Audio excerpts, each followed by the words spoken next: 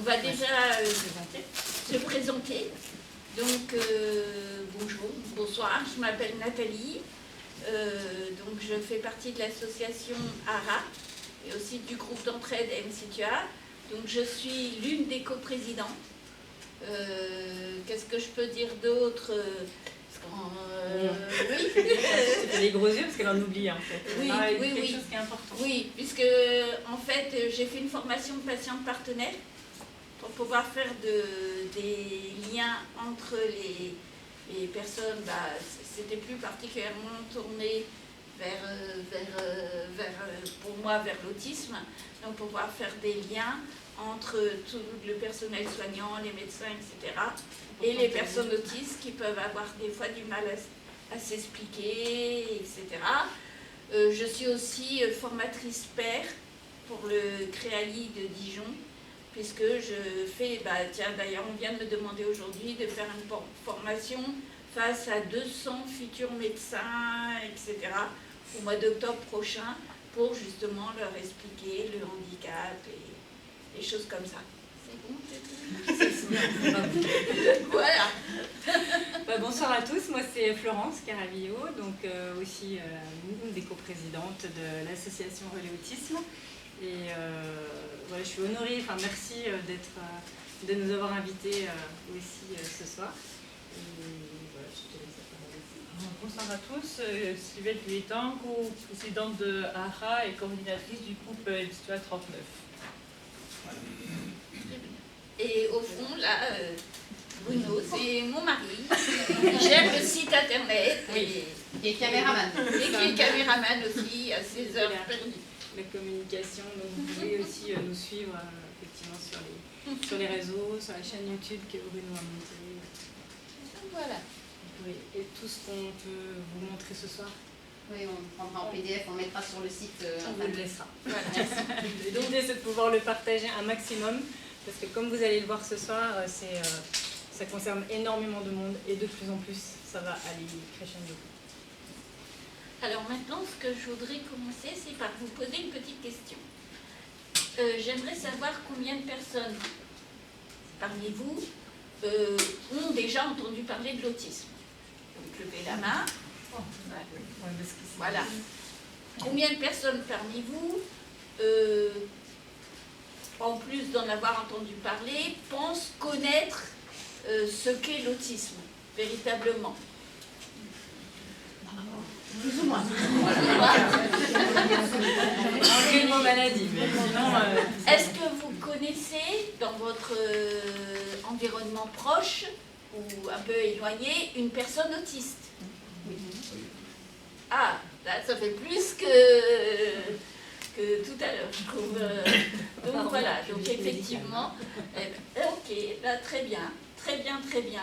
Et donc, voilà, c'était pour avoir à peu près une idée de où vous en étiez à propos de l'autisme. Donc on va pouvoir démarrer.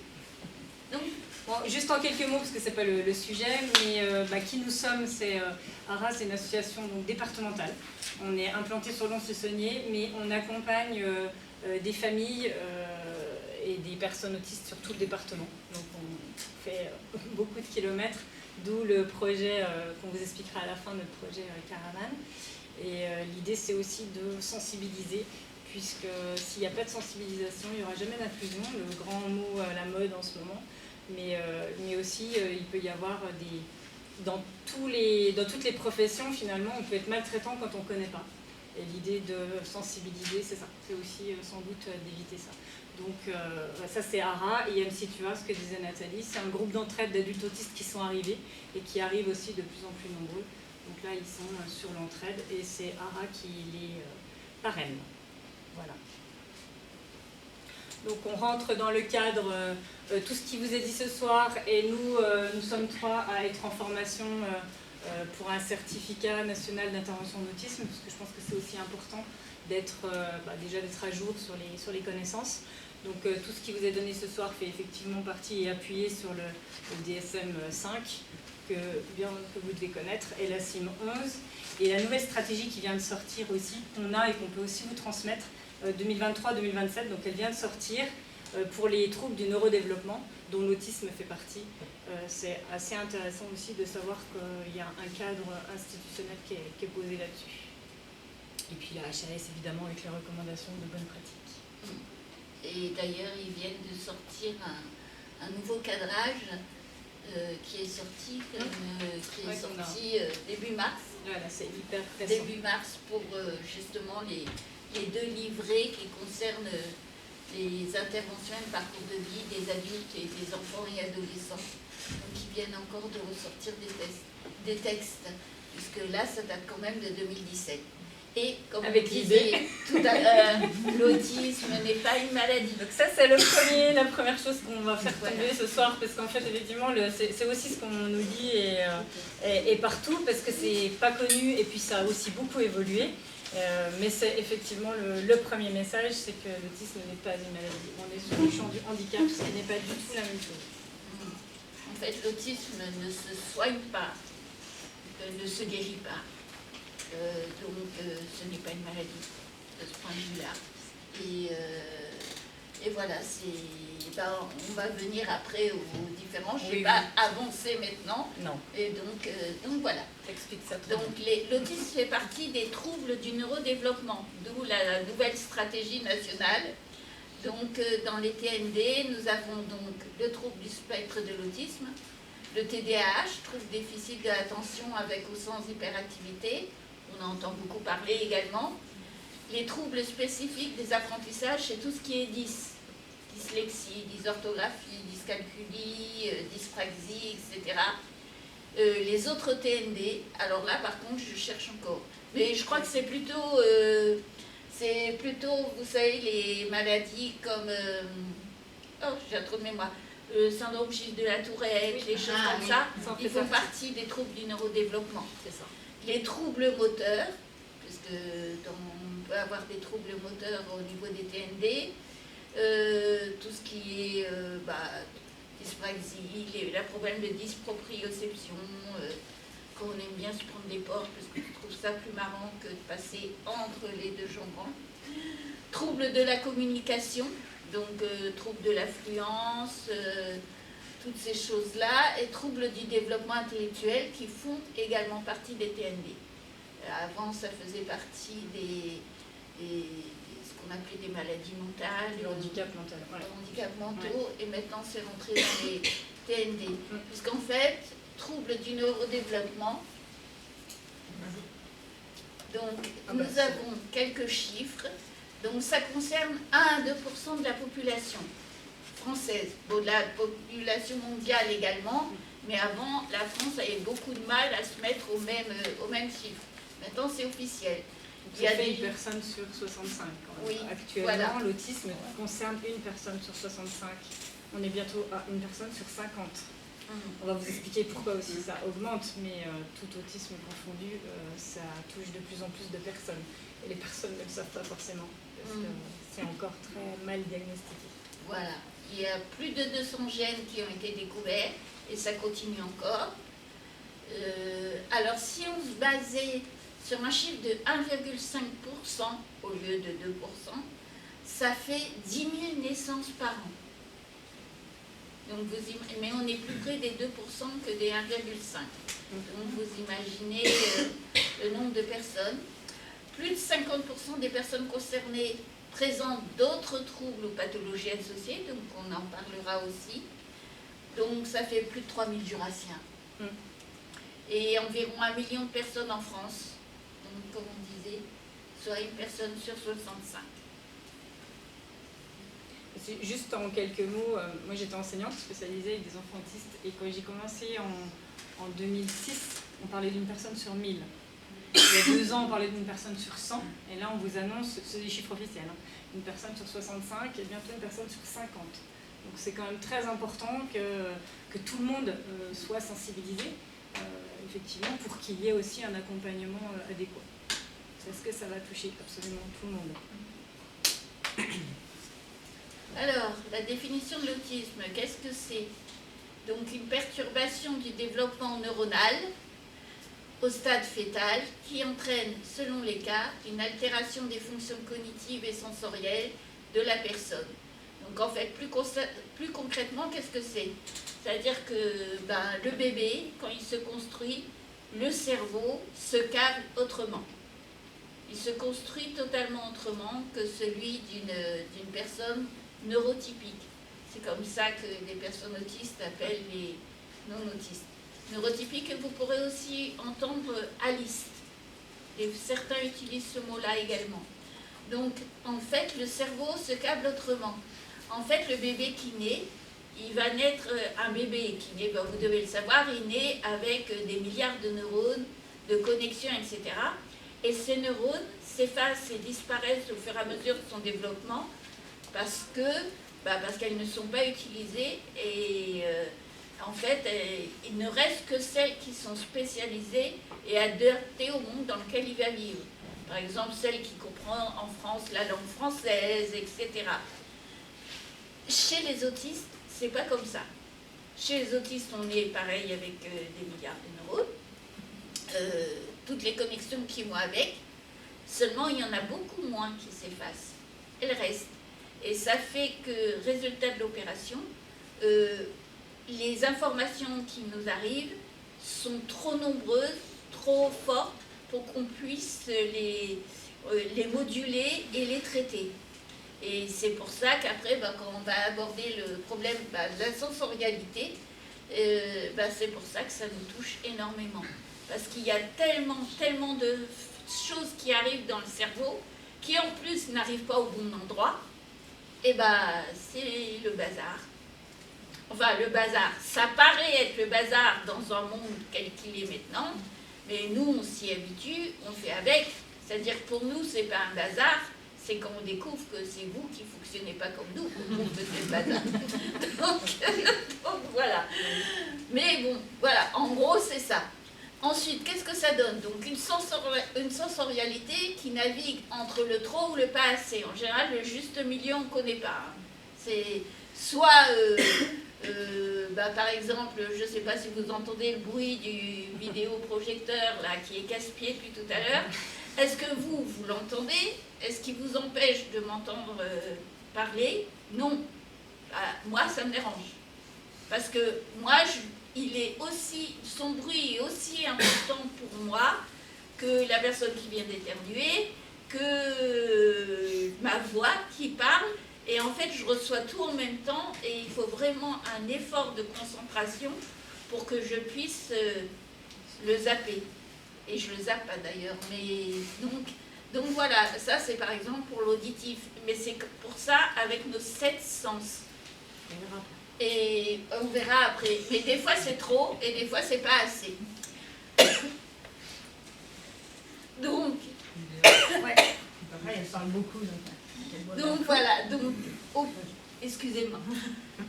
Je vais prendre le relais. C'est aussi une différence invisible. Parce qu'effectivement, c'est ça qui est particulier aussi dans l'autisme, c'est que vous connaissez tous, enfin tout le monde connaît l'autisme avec une déficience, donc, parce que c'était l'ancienne classification. C'est pour ça aussi que les chiffres explosent. Mais sauf que sont rentrés, on va le voir juste après, il y a tout l'autisme sans la déficience intellectuelle. Et là, on est sur un handicap, une différence complètement invisible, qui fait que c'est compliqué des fois de le prendre en compte.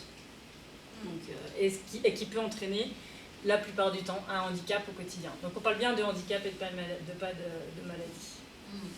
C'est clair. Et il s'agit surtout, comme c'était marqué, c'est pas grave, tu l'as retenu. Une autre manière de percevoir le monde.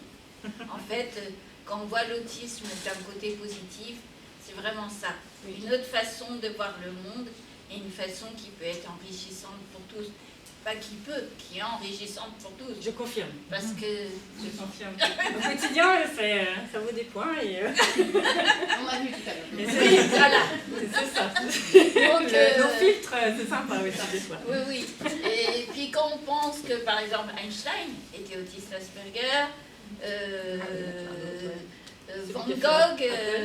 il y a plein de personnes comme ça, Tesla, etc. Ou Zuckerberg qui a inventé le Facebook. Qui a d'autres encore Apple, oui. Steve Jobs, c'est ça. Tout ça, c'était des autistes. Donc, ils apportent d'autres choses. Voilà, alors la dyade autistique, vous en avez entendu parler, je présume, en tant que médecin et infirmière peut-être? Non, non. Alors la dyade autistique, c'est dans le DSM-5. C'est ça, c'est ce qui vraiment va définir l'autisme. l'autisme. Oui, donc Il y en a deux. la première catégorie, déficit de la communication et des interactions sociales. Donc, qu'est-ce qu'on a? Le développement et le maintien et la compréhension des relations. C'est-à-dire, en gros, qu'est-ce que je vous donne des exemples de ma vie, hein, c'est plus simple pour moi.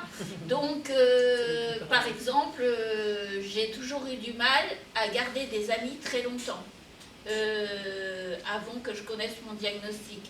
Tout simplement pourquoi? Parce que d'un seul coup, des fois, on est avec des gens et tout, et puis d'un seul coup, pouf, ils nous disent « Oui, tu sais très bien ce que tu as fait, on veut plus te voir. » On répond « Bah, pourquoi?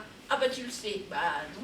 Et en fait, maintenant je le sais, c'est parce que des fois on a tendance à être sans filtre, à être un peu cash, à dire des choses qu'il ne faut pas dire, normalement, dans la vie de tous les jours, et on les dit. Il n'y a pas longtemps, et même à mon âge, hein, j'ai avoir 56 ans à la fin de l'année, je tombe encore dans le panneau. L'année dernière, j'ai dit à l'infirmière de mon dentiste « Oh, vous êtes enceinte, c'est bien, c'est bientôt. » Bah, en fait, elle n'était pas enceinte et elle n'a pas très bien pris. Donc, voilà. Mais pourtant, et j'ai failli lui dire, pourtant j'y croyais, puisque j'essaye de réfléchir en général.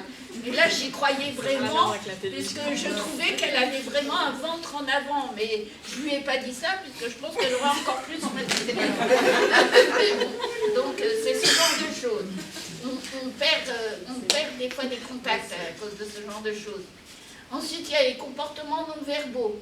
Donc, on n'arrive pas à lire sur les visages ou dans le langage des gestes, etc., les intentions des personnes qu'il peut y avoir, leurs émotions, on a vraiment du mal.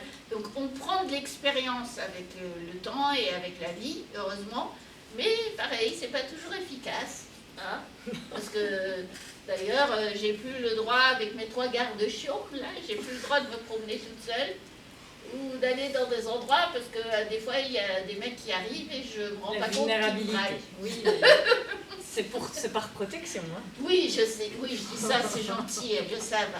Mais je sais que c'est pour me protéger, parce que j'aurais tendance à croire tout ce qu'on me dit et à ne pas voir les choses, justement. Et ensuite, la réciprocité sociale ou émotionnelle. Donc là, je vous ai montré vite les contacts visuels, donc ça, c'est le cliché classique de l'autisme. Tous les autistes ne sont pas comme ça. Des fois, on a tendance à trop fixer, justement. Des fois, à ne pas vouloir fixer. Mais en général, on ne regarde pas les yeux, puisque ce n'est pas les yeux qui nous parlent. Nous, c'est la bouche. Moi, quand une personne me parle, je regarde sa bouche, puisque je vois les mouvements de sa bouche, et ça me paraît plus logique. Mais bon, après... Ensuite, la deuxième partie de la dyade, caractère restreint et répétitif des comportements et des intérêts. Donc, intolérance au changement et adhésion inflexible à des routines. Par exemple, on prend toujours la même route, il y a une déviation, et voilà. Et ça, c'est l'enfer. Panique, par où j'ai passé, et pourquoi, et combien de temps ça va me prendre, etc. Les mouvements répétitifs ou stéréotypés, donc je vais montrer ça, mais en général, ce qu'on connaît plus souvent, c'est le flapping. La personne, l'enfant autiste qu'on voit qui fera ça, ou qui bat les mains, où on est content, on saute de joie, on crie, etc. Ensuite, intérêt restreint ou fixe ou anormaux dans leur intensité ou leur but. Là, vous allez vite comprendre pourquoi je suis là, parce que moi, mon intérêt spécifique, c'est l'autisme. Donc, si on me fait parler sur l'autisme, c'est bon, vous êtes là jusqu'à minuit, 1h du matin. C'est ça. On leur a pas dit. Ah, bon, d'accord, vous savez pas. Bon, très bien, mais en général, on a les gardiens du temps qui surveillent. Qui va pas avancer. Et ensuite, l'hyper ou l'hyposensibilité aux stimuli sensoriels. Et là, je vous montre un de mes contes préférés, La princesse au petit pois. Je ne sais pas si vous le connaissez tous, qui pour moi est un exemple flagrant. La princesse au petit pois était forcément une autiste Parce qu'avec un petit poids sous des tonnes de matelas, de couettes et tout, elle dort mal parce que ça la dérange. Et c'est exactement ça. C'est une bonne image. Et donc, le plus 1, parce que la diade autistique, normalement, ça serait mieux que ça soit une triade, mais je crois que ça va arriver. bien. Ça va rentrer dedans. Puisque en fait, une des choses les plus importantes et qui vous concerne de près dans votre travail, c'est la sensorialité. Donc les 7 sens, le toucher, la vue, l'ouïe, le vestibulaire, la proprioception, le goût et l'odorat. Donc je ne vais pas vous faire l'insulte de vous expliquer ce que c'est, je pense que vous le savez. Non, mais par contre, ceux-là, on ne les connaît pas en fait. Enfin, la plupart des gens ne connaissent pas ces 2 sens-là. Vous, sans doute que oui, mais on est obligé souvent, quand on intervient, d'expliquer. Parce qu'en fait, ça vient perturber énormément. C'est ce qui fait que les personnes, elles peuvent être malades en voiture. C'est tout le sens de l'équilibre. C'est l'oreille interne. L'oreille interne. Et ça, c'est terrible parce que c'est ce qui fait que les personnes autistes, elles ne supportent pas qu'il y ait du monde autour d'elles. Donc ça va avoir un impact direct sur le fait de ne pas être à 4 sur une personne autiste quand vous savez qu'elle est autiste. Ou vous avez peut-être repéré qu'elle l'était. C'est des choses qui sont quand même aussi très importantes parce que ça vient énormément déranger. Voilà. Et la proprioception, vous le savez, c'est tout ce qui est interne, les messages du corps. Voilà, et ça c'est très embêtant parce que le problème c'est qu'on est souvent incapable de dire où on a mal. Des fois même on ne ressent pas la douleur. Moi ce qu'on m'a expliqué l'été dernier quand j'étais en rééducation à Salins, c'est qu'en fait moi la douleur je commence à la ressentir que quand c'est déjà trop tard, que c'est déjà assez grave. Donc, et autrement, pour moi, la douleur fait partie de ma vie normale. Et donc, vraiment, au moment où et les personnes autistes sont souvent comme ça, on commence à la ressentir fortement, c'est qu'on a déjà atteint un niveau assez fort. Par exemple, en 2017, je me suis fait opérer de la vésicule biliaire. J'avais jamais eu de problème. J'ai commencé à être malade, mais en vomir, etc. J'étais pliée en 2 pour que je réclame d'aller à l'hôpital. C'est que vraiment, puisqu'en général, c'est pas un endroit où j'ai, mais je pense que tout le monde est pareil. Et en fait, au début, ils pensaient que c'était cardiaque, puisque je disais que j'avais mal à la poitrine et tout. Et en fait, non. C'était heureusement un professeur qui passait par là, connaissait assez bien son travail. Il a compris et en fait c'était ma vésicule biliaire et j'ai été opérée 2 jours après, ils ne m'ont pas laissé partir. C'était venu alors que la plupart des gens, il y a des crises, ça dure longtemps et tout ça. Non, moi ça a été direct au moment où il fallait opérer. Donc voilà. Et c'est un gros problème. Ouais, et juste ce qui est important, on n'a pas remis le document, mais quand Nathalie explique que c'est trop ou pas assez, c'est qu'en fait, dans chacun des 7 sens, les personnes, elles sont soit dans le trop, donc soit dans l'hypersensibilité, soit dans l'hypo. Et il n'y a pas 2 personnes qui sont pareilles. Et c'est ça qui est très compliqué, c'est qu'on ne peut pas vous donner, même dans l'autisme, une recette miracle à dire on fait comme ça. Non, c'est pas vrai, on ne peut pas vous dire que toutes les personnes sont hypersensibles au bruit. Alors il y en a beaucoup, effectivement, mais c'est pas le cas. Et on peut être, ce qui est très compliqué, c'est qu'une personne, elle peut être dans l'hyper sur un sens et puis hypo dans l'autre, et inversement, et même dans la même journée, ça peut changer. Oui. Donc, la fatigue. Ça c'est aussi très compliqué, mais c'est le plus important aussi à repérer. Et notamment, moi je pense au toucher, enfin, on vous l'a mis à la fin, mais sur le fait que c'est peut-être ça le plus compliqué sans doute dans votre métier pour intervenir, parce qu'une personne à qui on met la main, alors là je peux dire Nathalie parce que elle me voit, elle ne supporte pas quand je suis dans le dos déjà, par exemple, je n'irai pas la toucher dans son dos parce qu'elle n'aime pas ça, mais en fait on lui fait mal. Et moi il y a des enfants effectivement que j'avais en classe et en fait ils se mettent à hurler et à faire une crise, mais c'est juste parce que vous les avez touchés. Ils n'ont pas tapé, mais touchés. Et quand il y a ce ressenti 25 fois plus ou 30 fois plus, en fait c'est ça qui est compliqué, c'est qu'il faut réussir à doser.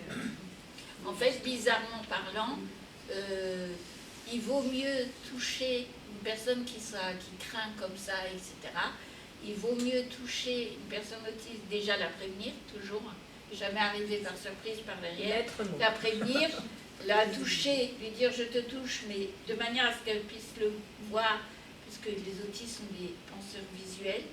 Tout passe par les regards, comme je disais. C'est pour ça que je regarde la bouche, etc. Quand quelqu'un parle, la prévenir.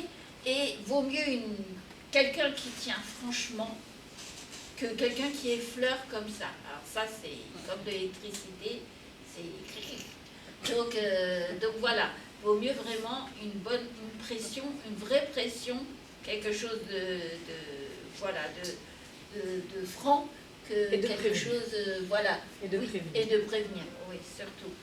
Et ça, et là, pareil, on voit la différence entre les hyper qui ne pourront pas supporter les étiquettes, certains vêtements, les hippos qui, eux, par contre, iront chercher le contact, vous toucheront, vous prendront, et qui seront hyper tactiles. Et à chaque fois, c'est se retrouver pour chaque sens entre ces deux choses. L'odorat, on a quelqu'un dans l'association qui, lui, a la moindre odeur qui ne lui plaît pas. Il part en courant. Il part en courant. Hein. C'est très rigolo aussi, c'est rigolo. Quelque part, on se promène au parc, d'un seul coup, on va le voir changer de trottoir et filer. Où il est.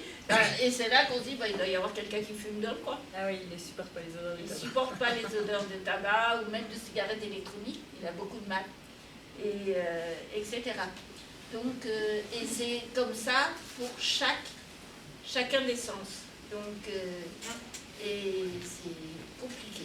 Alors là, c'est un exemple de vidéo. Alors, on n'a pas testé le son. Une petite question. Oui, je voulais savoir au niveau de l'enveloppe corporelle, est-ce qu'elle est déterminée ou est-ce que du coup elle est plutôt... C'est ça. En fait, on explique souvent aussi autour des enfants, et moi dans les formations que j'ai fait, on explique que ça fait comme un nuage et comme un coton, et qui fait que psychiquement, nous, on a une enveloppe corporelle où on arrive à déterminer les contours du corps, et c'est ça qui est extrêmement angoissant. En fait, toutes les personnes autistes ont beaucoup d'anxiété, parce que la plupart, elles n'ont pas ça. Et elles ont besoin de cet enveloppement. Vous emmenez, vous savez, les couvertures lestées, par exemple. C'est un exemple, mais par exemple, l'eau, être dans l'eau, elles aiment tout ça, parce que ça vient reconstituer cette enveloppe corporelle. Oui, c'est effectivement très touché dans quasiment dans tous les troubles du neurodéveloppement, enfin dans beaucoup. Et il y a aussi certaines personnes autistes qui auront ce qu'on appelle, et ça va avec une autre pathologie qu'on retrouve souvent dans l'autisme, le SED, le syndrome des nerfs dans l'os, la raison pour laquelle je suis en fauteuil. Tu peux peut-être expliquer ce que tout le monde ne connaît pas. Donc c'est une maladie du tissu conjonctif qui fait que il y a une déficience de collagène, et ça fait que tous nos capteurs, enfin des fois on a besoin d'être rassemblés, et puis nos articulations sont hyper mobiles, hyper laxes. Notre peau est élastique, bon la mienne ça va, pas trop, mais au point qu'à l'âge que j'ai pas de rides. Bon ça c'est le côté positif. Donc c'est bien, il faut garder comme ça. T'as pas besoin d'acide hyaluronique. Non, ça c'est bien ça. Donc voilà, parce que notre peau a vraiment ce collagène qui ne fonctionne pas bien, fait que tout ce qui est à l'intérieur du corps, j'ai ce que j'appelle un corps en kit. En gros, vous imaginez Ikea, qui a été créé en Suède, mais avec une notice en chinois, et qu'on essaye de monter avec, il manque 3 vis et 2 écrous. Et ben voilà, c'est un meuble Ikea en kit raté. Donc il y a toujours quelque chose qui tombe en rade. Et voilà, donc on a des vêtements compressifs. Ouais, ça entraîne beaucoup de douleurs. Oui, en plus. Il y en a beaucoup, c'est très très douloureux. Et donc moi, j'estime que j'ai de la chance puisque justement je suis hyposensible. Mais les personnes qui sont hypersensibles à la douleur, c'est une horreur. On a mal tout le temps. Et c'est beaucoup assimilé à la fibromyalgie. Et en fait, souvent, c'est pareil, le SED c'est très mal connu.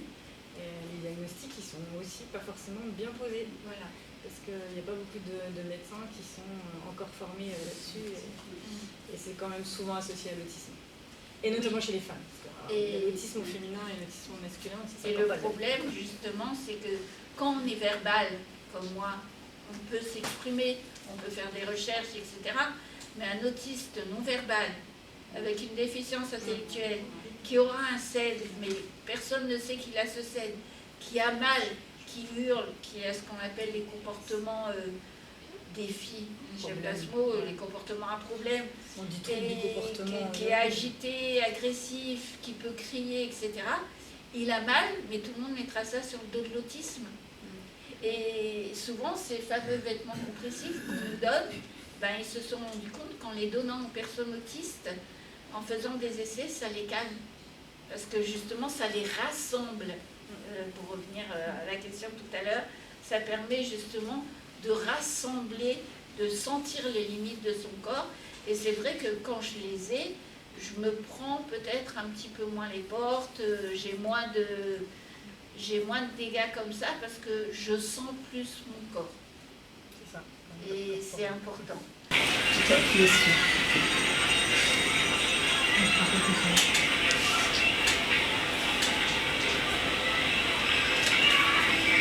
Donc c'est un jeune autiste qui est dans la rue.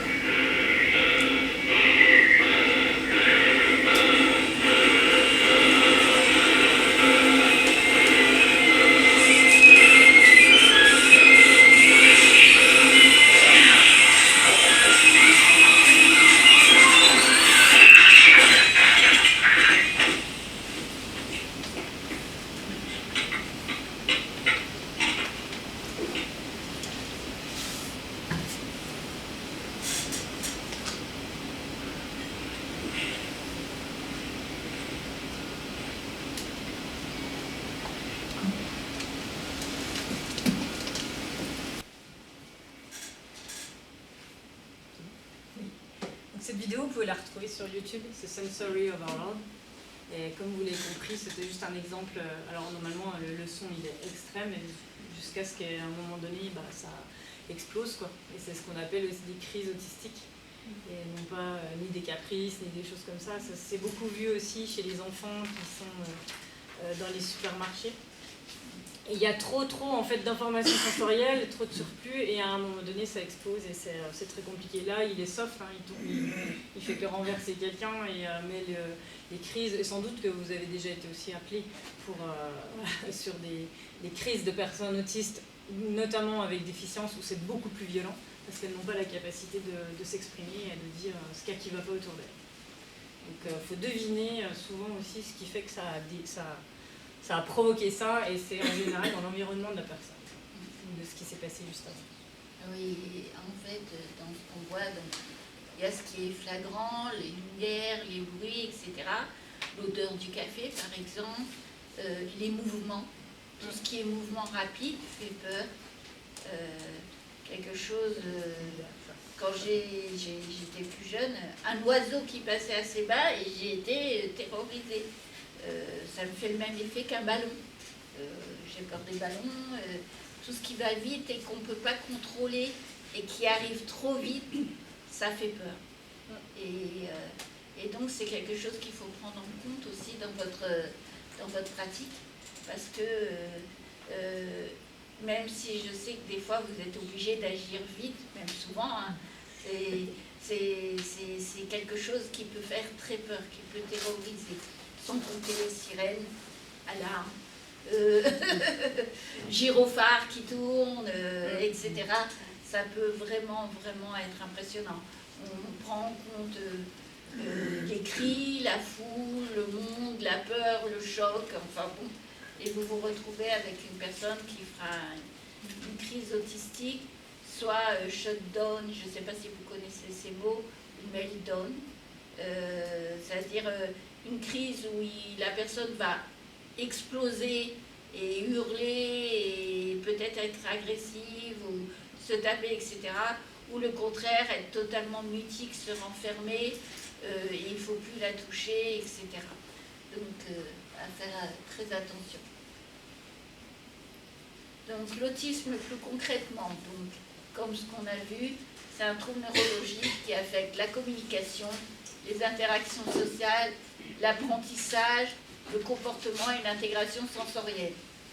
Mais ce qu'il faut savoir, et ça c'est important, c'est que les capacités de réflexion et de résolution de problèmes des personnes autistes peuvent aller du handicap sévère au génie. Vous pouvez avoir vraiment tout le spectre de l'autisme, et chaque personne autiste que vous rencontrez, c'est une personne autiste. C'est-à-dire que vous pouvez aller vous occuper d'une personne ce soir en urgence, vous arrivez à vous en sortir, vous trouvez des pistes, et puis 2 jours après, vous vous dites « Ah tiens, une personne autiste, c'est bon, je suis blindée, je sais à peu près comment faire. » Ça sera l'exact opposé. Et ça peut être très... C'est ça qui est très compliqué. Pour vous, ça peut être très embêtant. C'est très compliqué dans l'accompagnement de ces personnes. Voilà, puisque nous avons le spectre, nous avons verbal, non-verbal, comme on disait tout à l'heure, hyper ou hyposensorialité. On a l'autisme au masculin et l'autisme au féminin qui sont très différents. Là, il est encore plus invisible. Oui. L'autisme féminin, c'est vraiment...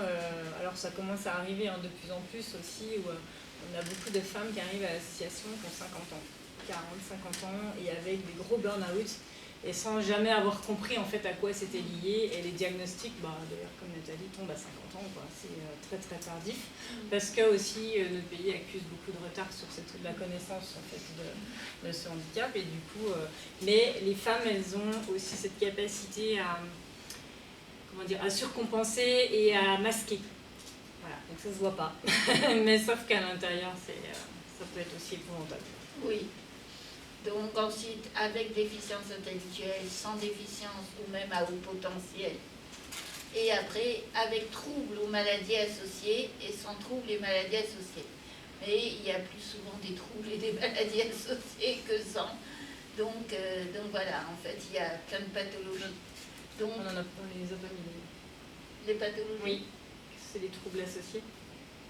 Si, normalement c'est après. Normalement ça devrait être avec. C'est déjà des trucs après. Donc les degrés de sévérité dans l'autisme, quand il y a un diagnostic qui est posé, maintenant avec le nouveau DSM, etc., on va parler de troubles du spectre autistique. On ne dit plus autisme de Kanner, d'Asperger, etc. C'est troubles du spectre autistique, la même chose pour tout le monde, puisque c'est la même base et les mêmes problèmes pour tout le monde, mais avec différents degrés de sévérité. Donc, les personnes qui accompagnent vont dire à des niveau 1, niveau 2 ou niveau 3. Niveau 1, c'est une personne qui nécessite un soutien. Niveau 2, qui a besoin d'un soutien important. Et niveau 3, un soutien très important. Donc, en général, le niveau 3 concernera des personnes avec déficience intellectuelle, non-verbale, etc. Niveau 1, ce sera plus des personnes, moi je pense que je me situe au niveau 1. Par exemple. Et donc, niveau 2, c'est entre les deux. Et à chaque fois, ça correspond, mais on vous donnera le PDF de toute façon. Vous pourrez donc, autant vous dire que toutes les personnes qui sont dans le niveau 3, évidemment avec une déficience intellectuelle quand même pour la plupart, c'est là où il y a le plus de troubles de comportement et à gérer. C'est ce que j'avais en classe avec des enfants, et ça peut être violent, ça peut être très compliqué. Et il faut vite arriver à comprendre, avoir le plus d'éléments possible en fait sur le fonctionnement de l'enfant ou de l'adulte. C'est un peu ça qui est compliqué dans votre métier, parce que vous êtes dans l'urgence, vous n'êtes pas médecin traitant, où vous pouvez prendre le temps de connaître la personne. Mais par contre, nous, on essaye au niveau de l'association aussi de sensibiliser les parents d'avoir ça, d'avoir ces espèces de cartes, vous savez, où on peut donner les éléments importants sur la personne, genre attention si vous la touchez ça va être encore pire, enfin voilà, les mettre, enfin, les mots importants, et on essaye aussi de le faire de l'autre côté parce que pour que les personnes dans l'urgence, que ce soit les gendarmes, les pompiers, puissent avoir ces éléments-là. Mais c'est rarement le cas, enfin, pour l'instant vous les avez pas et c'est ça qui est compliqué. Oui, et que vous ne soyez pas pris de court, parce que... Bah après, quand il y a un entourage, moi pour avoir pris en charge des patients comme ça en urgence, ça va parce que s'il y a l'entourage qui nous guide et qui va nous dire éteignez les lumières de l'ambulance, qu'on a des lumières blanches, très blafardes, ne le touchez pas comme ça, voilà. Quand on a les conseils, ça va, mais effectivement, quand on entend tout ce que vous dites dans le ressenti, parce qu'on est vraiment dans le ressenti, c'est vrai que l'urgence, c'est à l'opposé de ce qui peut être tolérable pour quelqu'un qui est... Oui, voilà. Tout ce qu'on fait, c'est à l'opposé de ce qu'il faut. Voilà. Oui, mais bon, il faut bien que vous interveniez. Après, effectivement, vous pouvez éteindre les gyrophares et déjà les sirènes, c'est déjà pas mal quand on sait qu'on intervient sur ces personnes-là, puis pas arriver à 4 personnes en même temps sur la personne. Ouais, ça c'est vrai que c'est pas forcément évident, mais au moins qu'il y en a un qui commence à établir un contact un peu privilégié et rassurant. Je pense que déjà c'est hyper important. Oui, puisque en plus quand on pense que c'est de l'imprévu, en général, les personnes autistes aiment bien leur petite routine, etc. et tout. Là, c'est vraiment de l'imprévu, quoi. Mais après, l'idée de vous sensibiliser, c'est aussi de reconnaître que la personne, parce qu'on vous l'a dit, les diagnostics ne sont pas posés chez toutes les personnes. Et c'est aussi de se dire, ah oui, on nous en a parlé, il y a des signaux d'alerte, en fait, des fois qui trompent pas et qui fait que, alors qu'on ne va pas vous prévenir avant que des fois la personne est autiste. Et parfois, elle ne le sait même pas elle-même. C'est ça. Et dans les institutions, même dans les institutions, quand elles vous appellent, parce que je sais que des fois, on ne sait pas forcément quel handicap il y a, ou l'autisme et ses associés, comme Nathalie a marqué. Oui. C'est des jeux de mots que vous arrivez aux autres. C'est pas mal. Tout ce qu'on peut retrouver avec l'autisme. Alors déjà, juste une petite parenthèse. Donc quand je vous parlais de la différence entre le féminin et le masculin, il faut savoir que dans les troubles co-associés à l'autisme, chez les personnes féminines, enfin chez les femmes, quoi, au niveau du féminin, ça sera plus, vous retrouverez plus des choses comme de la dépression, des troubles sensoriels, les maladies chroniques, ou des caractéristiques du TOC, des troubles anxieux. Ça fera des choses très internes, qui ne se verront pas et qui sont vraiment intériorisés. Chez les hommes, on retrouve des troubles co-associés vraiment qui se voient à l'extérieur. C'est plus des troubles du comportement qu'on retrouvera. Il peut aussi y avoir de l'anxiété, etc. Les troubles sensoriels, les déficiences, l'épilepsie, tout ça, il y a des choses, mais tout ce qui est interne, une femme autiste que vous prenez en charge, vous devez vous méfier en sachant qu'il y a de fortes chances qu'elle ait des choses en plus comme une grosse anxiété, de la dépression, des choses comme ça. Alors que chez les hommes, ça se manifestera plus par quelque chose de comportemental avec de l'agressivité, enfin ce qui semble être de l'agressivité, des coups, des cris et des choses comme ça. Donc ça fait une différence qu'il faut connaître. Mais d'ailleurs, oui, non seulement il faut le connaître, mais c'est sans doute la porte d'entrée que vous allez avoir. Parce que si on vous dit que les diagnostics ne sont pas posés, ça va être soit des troubles anxieux très très importants. Ça, c'est ce que vous allez voir autour. Et effectivement, l'épilepsie, donc on a dit l'autisme n'est pas une maladie, mais par contre l'épilepsie c'en est une. C'est associé à l'autisme la plupart du temps. Donc oui, l'épilepsie, elle va se soigner, mais pas l'autisme. Il n'y a pas besoin. Non, je vais trop vite. Oui. Oui, mais quand même. On a dit pas jusqu'à minuit, Nathalie. Ah oui, c'est vrai. Vous la connaissez pas, hein? Allez, hop là. Il faut les laisser poser des questions après. Bah oui. Ah bah oui. Alors, important à savoir. 2 heures plus tard. Donc, alors ça c'est plus vraiment une partie qui vous concerne vous, ce que vous pouvez avoir en intervention. Donc je suis autiste, donc parfois je peux rire ou sourire à des moments qui semblent inappropriés. Donc une personne qui rit alors que ça se trouve elle a une fracture de la jambe ou de la main. Donc en fait vous ne savez pas si c'est de la comédie, pas de la comédie, etc. Non, c'est tout simplement que voilà, Elle ne réagit pas en fonction du contexte. Peu de peur apparente face au danger. Ça, je ne comprends pas pourquoi ils mettent ça. Non, c'est un clin d'œil à mes... C'est un clin d'œil à mes co. Sensibilité à la douleur qui semble très faible ou très élevée, donc c'est ce que je disais, il faut sensibiliser. Refus du contact physique, pour vous, à mon avis, c'est le plus dur. Des jeux inhabituels ou répétitifs, aptitude physique ou verbale inégale, donc voilà, c'est ce qu'on disait tout à l'heure. Évitement du contact visuel, une préférence pour la solitude, donc pas vouloir trop de monde, se mettre dans son coin, etc. Une difficulté à exprimer ses besoins, une communication par geste.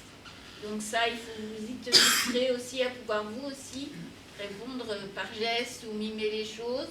Un fort attachement à certains objets. Alors, pour un enfant, ça sera un doudou. Pour un adulte autiste, ça peut être un doudou. Mais ce qu'il faut savoir, que le doudou, ça peut être le sac à dos, ça peut être une paire de chaussures, ça peut être le téléphone portable, j'en sais rien, ça peut être tout et n'importe quoi. Alors, ce que je vous conseille, c'est laissez-lui. Autrement, ça partira en catastrophe. Rigidité face au changement. Donc, évidemment, on n'aime pas l'imprévu. Et évidemment, quand vous arrivez, c'est pas prévu, à moins que vous ayez pris rendez-vous 3 semaines avant, mais je pense pas en général. Donc, répétition des mots d'expression. Ah oui, ça aussi c'est important, c'est ce qu'on appelle l'écholanie. Donc, vous posez une question, ça va, et la personne vous répondra ça va, et puis... C'est pas de la communication. C'est ou n'importe quoi, vous lui parlez et elle répète ce que vous dites. C'est pas pour se moquer de vous, c'est vraiment sa manière. Elle répète tout ce que vous dites, ou les derniers mots, etc. Donc, et du coup, c'est pas une vraie réponse, quoi, oui. parce que quand on dit tu vas à l'école, l'enfant il va dire tu vas à l'école. Donc on voit bien, c'est juste de la répétition, et ça peut être juste du sensoriel ou des jeux pour essayer de comprendre. Alors, quand ça va ou t'as mal quelque part, et puis la personne va dire t'as mal quelque part, ouais, ça va pas vous apporter grand chose. Ou elle va dire le dernier mot, C'est t'as pas mal pour se à la moquer, tête, et il va dire tête, en montrant sa tête, mais c'est peut-être pas là qu'il a mal. Donc ça peut être compliqué. Donc aucune réaction inhabituelle au son pour ceux qui sont hypo. Même des fois hyper, parce qu'à un moment il y a eu tellement trop qu'on a tout coupé, et là il n'y a plus rien qui rentre. Donc voilà, il n'y a plus personne. Rotation d'objets ou du corps, bon, les toupies, toutes ces choses-là, les roues de voiture, et difficulté à interagir avec les autres. Donc voilà. Ensuite également, je peux, alors là, ça j'ai rajouté parce que c'est vraiment important, je peux parler sans arrêt. En général, quand je me retrouve... non, On n'a pas vu. non, ça ne se voit pas. Mais ça m'est déjà arrivé de me retrouver aux urgences à l'hôpital. Et donc, je commence à parler. Alors, en général, quand je suis dans un truc d'urgence, si un jour vous venez chez moi, ce que je n'espère pas, je vous trouve sympa, mais bon, je préfère venir chez vous. Hein. Mais déjà, j'ai commencé à pleurer sans savoir pourquoi. Et ensuite, je vais faire que parler en disant et vous n'allez plus pouvoir en placer une. C'est la logorée, voilà. ça s'appelle la logorée. Voilà, c'est la logorée. Mais j'étais pas sûre que vous connaissiez le mot, c'est pour ça que je l'ai mis. Et à l'extrême inverse, vous pouvez vous retrouver face à une personne totalement mutique. À une personne totalement mutique qui dira rien. Et ça peut être moi aussi. À un moment donné, quand je suis arrivée à un point, deux points, je ne parle plus. Donc ça peut être aussi l'air de donner l'impression que je vous ignore, mais non. Ensuite, possibilité d'avoir un comportement qui semble difficile ou agressif. Alors ça, j'imagine que ça doit être extrêmement compliqué à gérer. J'aimerais pas être à votre place. Puisque ça peut parfois, je regardais l'autre jour en préparant justement tout ça, je montrais un article aux États-Unis où un autiste comme ça, aux États-Unis ils ont souvent une manière de maîtriser les gens assez, on entend assez parler, donc qui avait été maîtrisé par 4 ou 5 policiers qui l'avaient plaqué au sol, mis les menottes et tout, enfin totalement, un truc totalement inhumain, surtout pour un autiste. Donc voilà. Alors au final, ce qu'il faut savoir, c'est qu'il n'en a pas après vous, ça n'a rien de personnel, mais en fait il faut trouver ce qui cause le souci. Donc je peux ne pas réagir quand on m'appelle par mon nom, ça aussi c'est beaucoup, ça peut être beaucoup les personnes avec déficience ou non-verbale ou les enfants. On appelle, ils ne répondent pas. Alors là j'ai trouvé très drôle cette image, refuser l'aide des pompiers et des soignants. J'exagère peut-être un peu, mais bon, je me suis dit, ouais, j'imagine très bien le tableau. Et chercher à se cacher. La personne peut vraiment... nous, on connaît quelqu'un dans l'association qui n'aime pas du tout les uniformes. Au point qu'un jour, on devait manger avec des gendarmes. Il a dans une sensibilisation. Oui, dans une sensibilisation. Pour les enfants. Il n'a pas pu. Il était terrorisé. Les uniformes, ça passe pas. Donc, c'est des choses qu'il faut savoir. Ou les blouses blanches ne passent pas. Rien que pressé. Comment agir lors d'une intervention? Donc là, c'est les côtés plus pratiques. Donc, les stratégies de communication. Alors, utiliser des phrases courtes et simples. Donc, c'est donner une instruction à la fois, étape par étape. C'est-à-dire ne pas lui dire bon, bah là, on va te prendre ta tension, n'aie pas peur, tu vas faire ci, on va faire ça. Non, une chose à la fois. Et en général, en montrant, ou même s'il a peur, par exemple, s'il doit y avoir le casque à oxygène, faites-le sur vous pour lui montrer, et après sur lui. Et voilà, pas de second degré. Aucun sens de l'humour. Et ça, je me permets juste faut pas être drôle, quoi. Non, du moins ça dépend aussi. On est très drôle, mais en général les personnes ont du mal à comprendre notre humour. Et dans le sens inverse, ça fonctionne aussi. Donc c'est surtout tout ce qui est implicite et second degré. Un chat dans la gorge, j'avais un chat, mais j'étais même pas au courant, quoi. Ouais. Le chat de sortir, on dit prends la porte. Moi je vous assure, je l'ai vécu, le jeune il a dégondé la porte. Là. Et ben après, vous faites attention à votre façon de parler, de rester au premier degré. Et en fait, tout notre langage, il est que au second degré. On utilise énormément d'images tout le temps, et du coup, c'est assez rigolo quand on est. Oui. Ne dis pas attends 2 minutes. Ou alors c'est 2 minutes. Ah oui, attention, parce que ça c'est. 2 minutes, Vous c'est prenez 2 un timer, minutes. quoi. Voilà. Tu voulais dire quelque chose? Non, mais vas-y, finis, j'ai dit. Donner du temps pour répondre à la personne. Parce que il faut un temps, surtout quand c'est en temps de crise, en quelque chose qui ne va pas, lui donner du temps pour réfléchir, réagir et pouvoir répondre. Si elle ne répond pas immédiatement, comment tu te sens, est-ce que tu veux à boire, quand vous ne proposez jamais à boire en général, à cause des trucs médicaux. Oui, c'est vrai. Ça sent le traumatisme. De ne pas avoir les pompiers. Okay. Si jamais ils vont se faire opérer, c'est ça. Donc voilà, mais bon, il faut toujours laisser à la personne le temps d'intégrer l'information et puis de réfléchir à la réponse et de sortir la réponse, etc. Et ensuite, utiliser les gestes ou mimer les instructions données. Donc, comme je disais, vraiment, si ça ne va pas, montrer que voilà, vous allez piquer ou vous allez faire un pansement. Ou, voilà, enlève ta veste, vous enlevez, et puis voilà. Mimer ou alors le montrer avec des images. Ça c'est top, on va vous le montrer après, mais oui. Ça c'est vraiment l'idéal, puisque elle vous l'a dit tout à l'heure, c'est des penseurs visuels en fait. Donc quel que soit, et ça c'est quel que soit le TSA, quel que soit le spectre dans l'autisme, parce que qu'on soit avec déficience ou pas, ça c'est extrêmement touché, même on peut avoir un haut potentiel intellectuel et pas comprendre le second degré ou l'humour. Donc ça n'a rien à voir, c'est pas que pour l'autisme visible ou avec une déficience. Et les deux premiers, c'est extrêmement important aussi.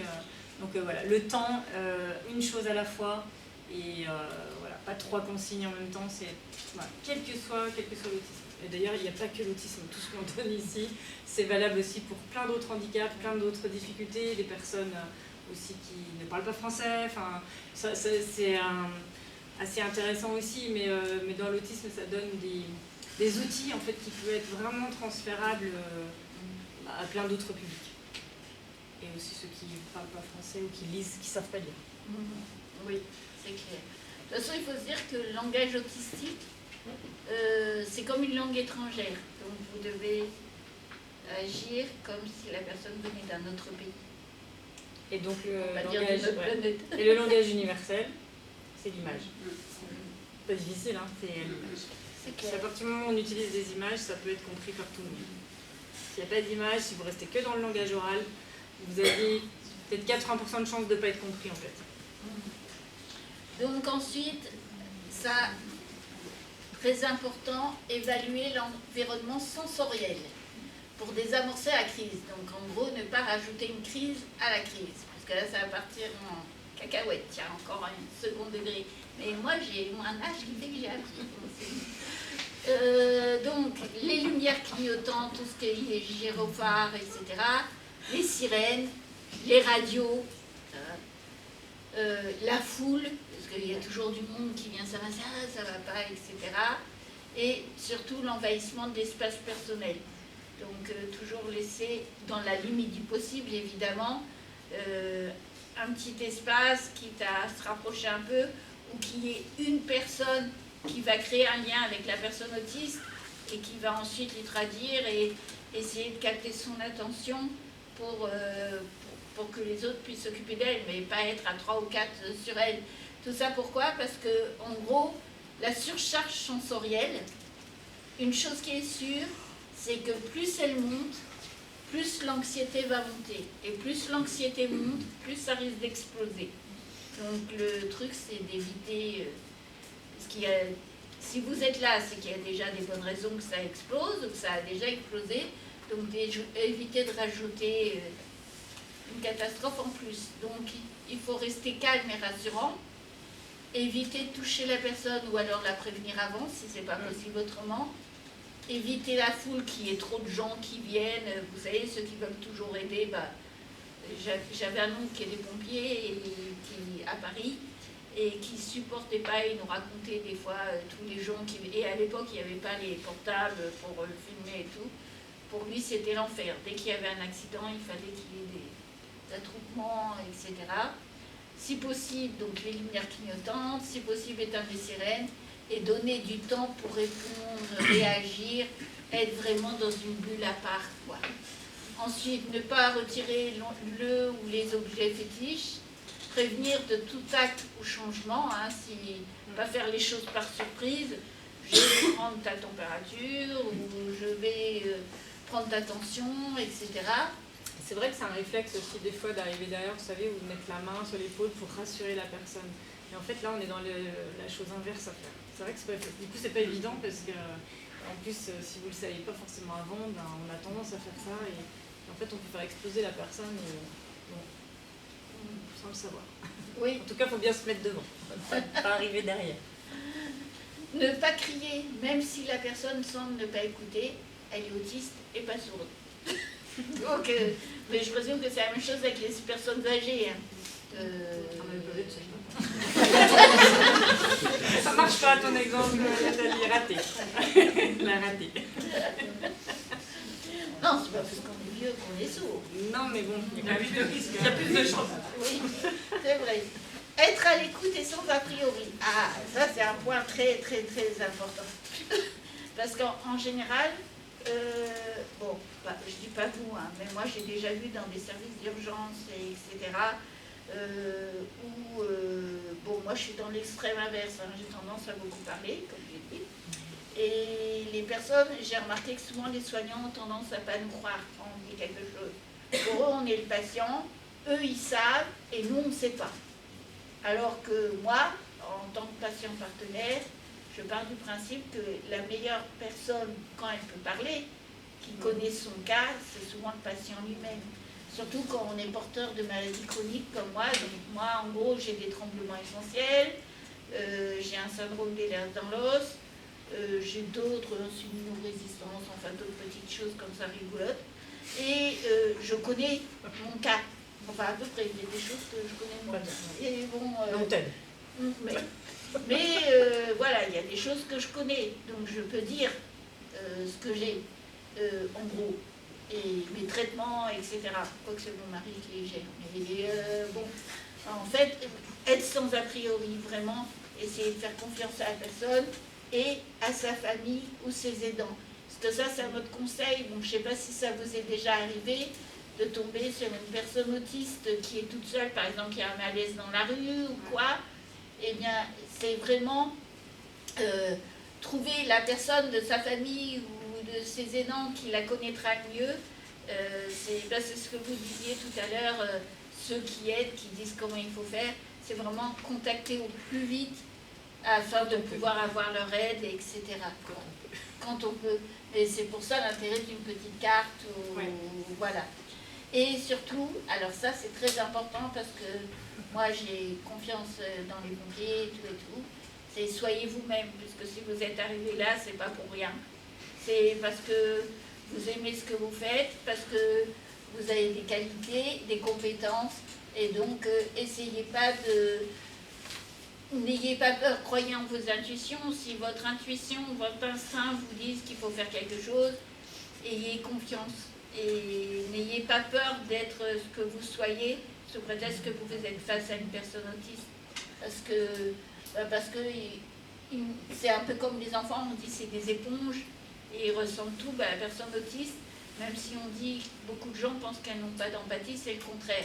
Nous sommes hyper empathiques et on ressent ce que, même si on ne peut pas mettre de nom dessus ou de mots dessus, on ressent quand même quand il y a un malaise ou quelque chose. On préfère une personne qui sera naturelle et qui peut-être fera des choses un peu maladroitement, mais qui au moins sera elle-même et puis fera avec tout son cœur. Donc voilà, donc, quelques outils qui peuvent vous aider, que vous pourriez avoir. Alors déjà, quand on parlait des supports visuels, c'est les pictogrammes. C'est des images qui peuvent vous servir à montrer à la personne ce que vous faites. Alors là, je vous donne le nom du site. J'ai été sur un site qui s'appelle PictoFacile et qui est gratuit en ligne. Et j'ai tapé des mots au hasard, tension, oxygène, enfin des choses qu'on peut trouver, je présume, dans une ambulance de pompiers ou dans votre pratique. Et ça m'a ressorti des images. Et donc voilà, je les ai téléchargées en PDF pour les mettre là.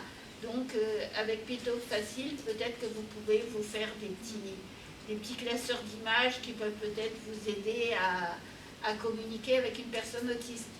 Alors ça c'est un exemple que j'ai pris qui existe au Canada, c'est des kits sensoriels ou un petit sac où dedans vous avez des lunettes teintées à cause des lumières par exemple, casque sensoriel que vous pouvez mettre à la personne s'il y a trop de bruit et que vous ne pouvez pas, si la sirène est vraiment indispensable ou quoi, il a son casque. Où il y a, je vois une échelle de la douleur, où il y a des pictogrammes déjà faits, avec pour ça. Les petits dessins, avec le dessin du corps pour pouvoir montrer où la personne a mal. Un petit doudou, des pop, vous savez, des fidgets pour pouvoir jouer, etc. Plein d'objets qui peuvent aider, qui peuvent vraiment aider à ce que la personne s'apaise, se calme et puisse faire descendre son anxiété. Donc c'est peut-être une idée à avoir dans vos camions. Après, je présume que... Faire une commande de matériel Oui. sensoriel. Il va être content, notre colonel. Il a dit qu'il disait oui à Nathalie. Tu peux peut-être lui soumettre au colonel maintenant que tu veux charler. Voilà. Donc, c'est vrai, voilà. ils ont ça dans les camions de pompiers. Et en Irlande, ils ont ça en ville aussi, à plein d'endroits, en fait, où du coup, la personne qui a besoin, elle sait qu'elle peut aller chercher un objet sensoriel, parce que c'est vraiment la base. D'où notre projet aussi, les caravanes D'ailleurs, sensorielles. on en a emmené quelques-uns pour Oui, on vous vous montrer. montrera après, mais je pense que ça, c'est intéressant à réfléchir. Oui, ça peut être très bien. Et ensuite, très important, et ça vous devez connaître, je pense, les échelles de la douleur. Donc là, vous en avez 3 niveaux. Ça, c'est pour Alors celui-là, je l'ai mis parce que pour moi, c'est le seul qui m'a parlé. Puisqu'en général, c'est... On voit que vous êtes dada. Le seul qui vous parle, c'est les langues. Oui, un peu. Mais c'est vrai qu'en fait, c'est extrêmement difficile. Alors, je sais pas, j'ai toujours eu beaucoup de mal avec le concept. Picto. Sur une échelle de 0 à 10, Donner la douleur. donner la douleur. Alors là, ça paraît totalement... Alors, chez moi, c'est tellement bizarroïde que pour être sûr de ne pas me tromper, parce que j'ai toujours peur de me tromper, je dis 5. Je suis dans la moyenne. Je suis dans la moyenne et je me dis, au moins je me trompe pas, ça fait pas trop, pas assez, voilà, je dis ça. Et en fait, ça m'a jamais parlé. Et quand j'ai découvert ça, donc ça c'est sur le CED in France, sur l'association du CED, ça m'a semblé un peu plus logique. Là, ça entre bien dans les détails. Ah oui, donc ça veut dire ça. On les médecins, hein, de savoir Oui. que le CED c'est sévère, intense. Oui, pénible, Oui, atroce et indicible. Donc voilà. Donc, oui, en tout cas, le nombre correspond à quelque chose. Voilà, de ça précis, correspond voilà. à quelque chose de précis et de C'est ça. concret. D'accord. Autrement, vous avez pour les personnes, les enfants, les personnes verbales, etc., ce système-là aussi, avec les émoticônes, etc. Et autrement, pour vraiment des personnes qui ne parlent pas ou des enfants, mais peut-être que vous connaissez, c'est l'ESDA, qui est utilisé pour les personnes autistes non verbales ou les personnes déficientes intellectuelles, où vous pouvez vous servir du comportement, des grimaces sur le visage et tout, et checker les bonnes cases, il y a les dates et tout, pour pouvoir voir vous-même si la personne souffre ou pas.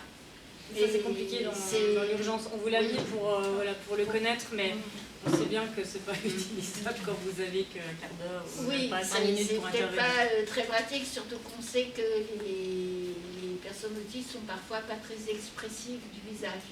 Et ça peut être très dur à lire. Moi, c'est simple. Je parle beaucoup de moi, hein. Je ne sais pas si vous avez remarqué, mais...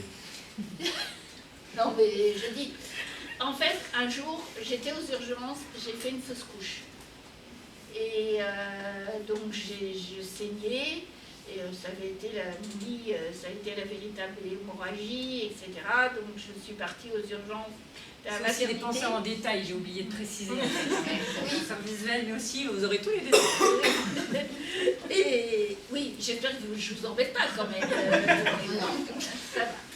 Et en fait, quand je suis arrivée, donc quand on arrive aux urgences, patati patata, on me fait une échographie. Et là, le médecin me dit, l'interne, je présume que c'était un interne, me dit, bien, votre bébé est mort. Alors déjà, j'étais à peu près 2 mois et demi, 3 mois de grossesse. Donc je l'ai pris comme ça, et puis il me regarde, et bon, maintenant je sais pourquoi, mais sur le coup, ça a été vraiment traumatique, je l'ai mal vécu, parce que ça remonte quand même à quelques années. Et il me dit, bah, de toute façon, vous n'en vouliez pas à première vue. Et ça a été d'une violence horrible. Je l'ai regardé, j'ai dit, si, je ne savais plus quoi répondre, et tout. Il dit, bon, bah... Bon, de toute façon, on va vous faire monter, attendez là, et il est parti, vous allez partir faire un curetage. Mais il m'a tout balancé ça comme ça, et je disais, mais je peux pas appeler mon mari, je peux pas, parce que j'avais mes autres enfants à la maison qui étaient tout petits aussi, et oui, bon, d'accord, à l'époque, il n'y avait pas les portables. Oui, j'ai vécu une époque où il n'y avait pas les portables. Et donc voilà, mais c'est très violent de s'entendre ça, et j'étais tétanisée, parce que ce bébé, j'y tenais, et en fait, qu'on me dit ça, mais bon, maintenant, l'excuse que je lui donne, les circonstances que je lui donne, c'est qu'à l'époque, peut-être que ça ne se voyait pas sur mon visage, peut-être que je ne pouvais pas exprimer, peut-être qu'il aurait fallu que je pleure, ou je ne sais pas, mais ça ne se voyait pas sur mon visage. Bon, de toute façon, il n'aurait peut-être pas dû dire ça non plus, voilà. Mais je l'ai pris de manière très violente. La preuve, c'est que des années après, j'en suis encore touchée. Mais c'est vraiment... et c'est pour ça que... Je ne sais plus où je me En tout cas, oui, sur le côté, le langage. Et, ce qui est très perturbant, c'est quelqu'un qui peut avoir très très mal, comme elle l'a dit tout à l'heure, et ça va pas avec, c'est pas en adéquation avec le visage et avec l'expression. La personne, elle peut être très triste et pas forcément le voir et elle va rire. Et ça, c'est quand même très déconcertant, vraiment. Il ne faut pas se fier à ça, donc, parce qu'il n'y a pas d'expression des émotions qui est voilà, dans notre compréhension aussi à nous. Peut-être qu'il était trop aussi, ce médecin. Ah oui, peut-être. Cache, je sais pas. Il était plus autiste et cache sans fil. Voilà, c'est possible aussi. Ça existe. Donc voilà. Il y en a dans tous les métiers. Donc maintenant, vous arrivez au bout. Donc, un petit merci pour tout ce que vous faites pour nous. Bon alors, je présume que vous n'avez pas de tenue jaune. Hein. Ça c'est plus. Mais c'est la seule image que j'ai trouvée des pompiers sur Canva. Donc désolée, j'espère que vous m'en voudrez pas. Mais j'espère que c'est le bon logo aussi. C'est bon. C'est le bon. Ah, d'accord. Donc voilà, et en fait surtout ce qu'il faut toujours se rappeler, c'est que en fait on ne souffre pas de son autisme, on n'est pas atteint d'autisme. Ce qui nous fait souffrir, c'est la société qui ne nous est pas adaptée. Mais autrement, voilà, ce qui est à côté. Donc merci à vous et pour tout ce que vous faites tout le temps à longueur d'année. Et il faut dire, je sais que les pompiers sont souvent agressés en ce moment et ça m'énerve. Donc je voulais vous le dire de vive voix. Merci.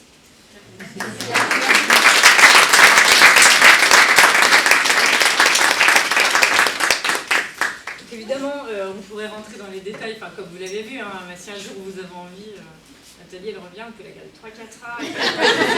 Tous les sujets qui ont été abordés. Ça leur fera des vacances. L'idée c'était vraiment juste de venir vous expliquer, il y a évidemment plein de choses à savoir, mais vous avez compris quoi, c'est un peu l'essentiel aussi, de comprendre que les diagnostics qui ne sont pas forcément posés, loin de là, et que du coup on est obligé d'avoir quelques signes d'alerte en fait chez les personnes, parce que autour de vous, enfin, toutes les personnes vont être concernées de plus en plus, et puis peut-être donner quelques tuyaux. Nous on reste à votre disposition si vous avez besoin de commander du matériel sensoriel auprès de votre colonel. N'hésitez pas, Nathalie vous fera une jolie liste. Et, déjà on peut montrer ce qu'on a emmené. Oui, voilà, on vous a amené 2-3 choses aussi. Et si vous avez des questions à poser. Voilà. Et puis sinon, vas-y. Oui, du coup, je vais juste vous parler de la caravane sensorielle qu'on est en train de ça va avec projet. ce qu'on vient de dire, en fait. Donc, comme on le disait, on va dans tout le Jura, on accompagne les familles dans tout le Jura. Donc on va aller, oui, mais on accompagne déjà, mais là maintenant on va aller avec une caravane. Donc on est en train de rénover une caravane de 9 mètres de long. Donc pour faire de la sensibilisation et apporter du soin aux personnes autistes et du répit pour les familles. Donc on va se déplacer avec la caravane au plus près des familles dans tout le Jura. Donc si vous avez un camion que vous n'utilisez pas, nous cherchons une voiture pour la tracter parce que bon, pour l'instant on n'a que la caravane. Donc du coup là on a tous des bénévoles qui travaillent.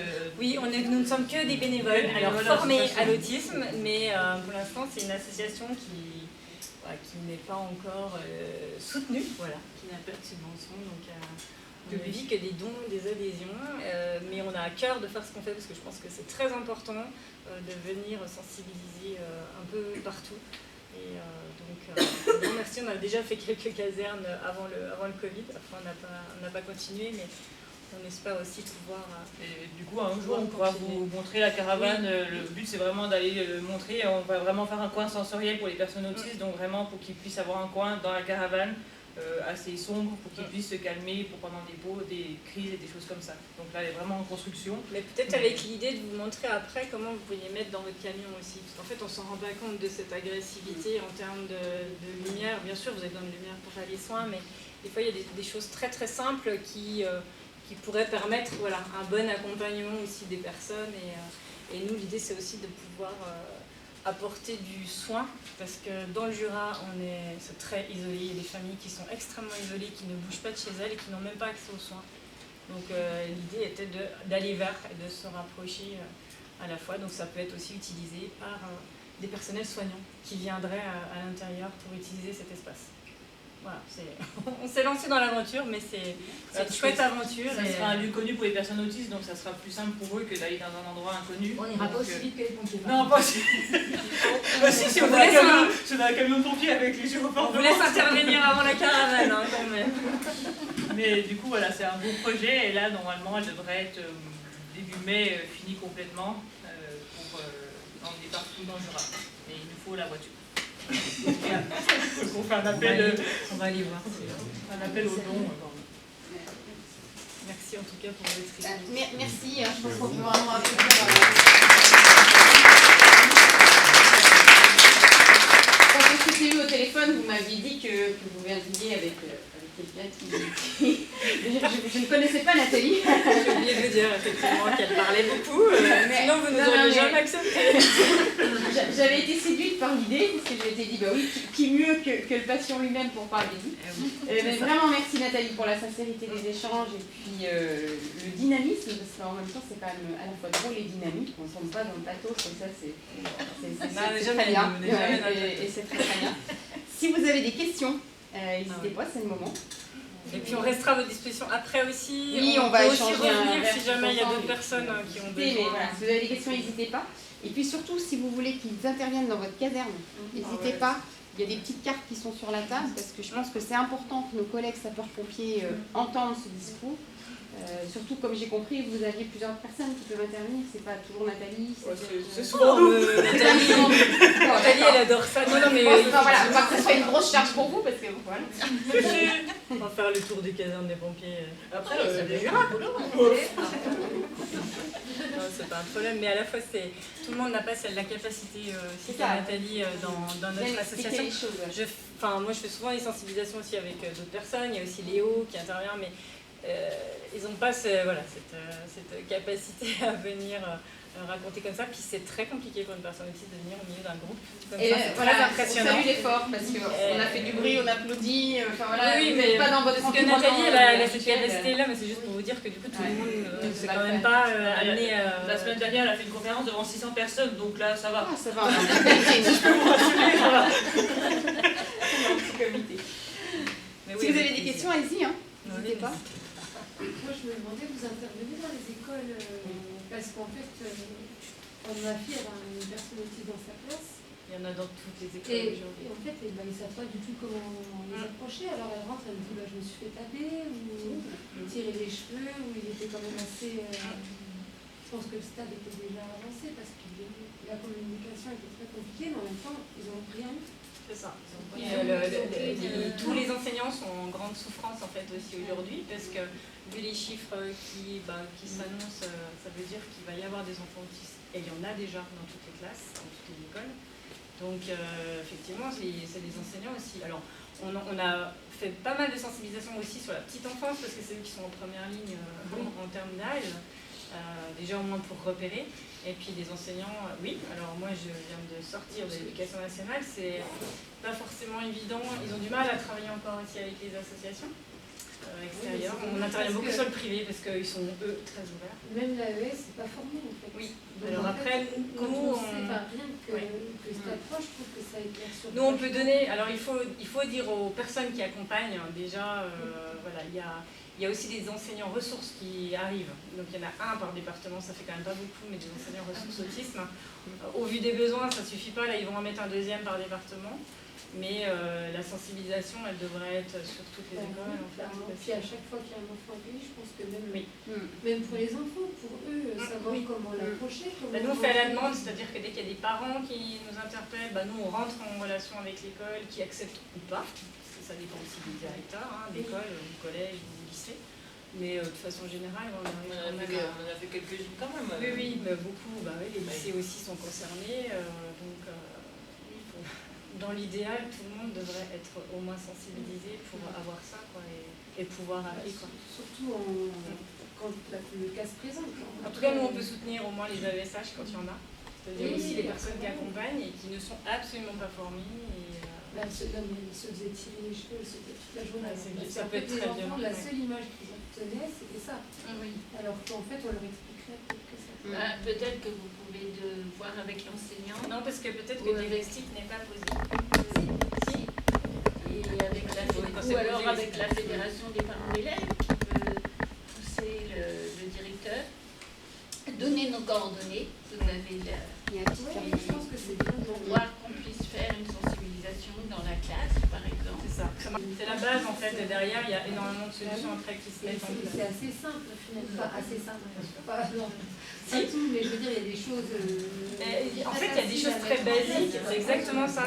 Et la première chose, quand on intervient aussi des fois en entreprise, vous savez, parce que les personnes qui travaillent, à un moment donné, elles sont aussi en souffrance.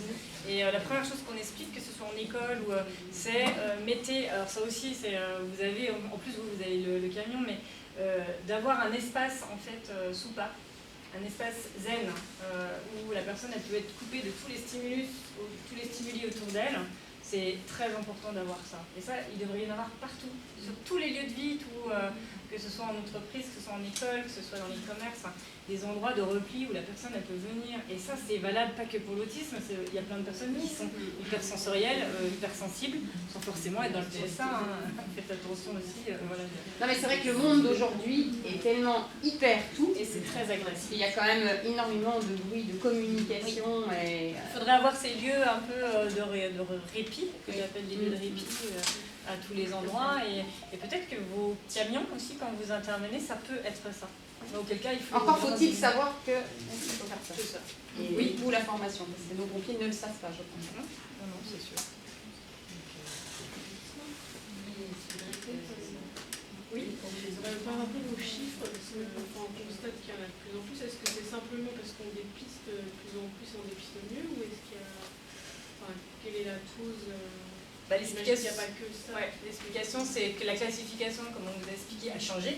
Donc, sont venus rentrer dans le TSA. Avant, l'autisme, c'était que la partie, il y avait 50%. C'était essentiellement l'autisme avec déficience. Donc, et après, sont arrivés, donc ça a déjà doublé potentiellement les chiffres.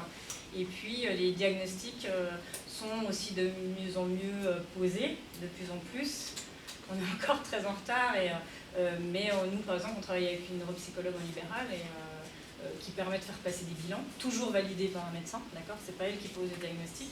Mais ça, c'est important aussi d'ouvrir de plus en plus pour que les neuropsychologues ils puissent permettre d'avancer, quoi. Mais voilà, on accuse un retard en fait énorme aussi en France par rapport, vous l'avez compris, le Canada qui sont en avance.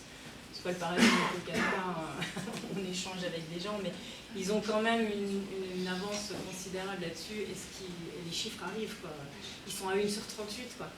Donc vous voyez vers où on va tendre, donc à un moment donné, il va falloir que tout le monde soit sensibilisé et c'est pour ça que nous, on estime que ça fait partie de nos missions principales parce que on connaît bien le sujet et si on ne le fait pas, on peut toujours parler de société inclusive, on peut toujours parler de tout ça, tous ces jolis mots, sauf que l'accès aux droits communs, les familles, elles n'ont pas.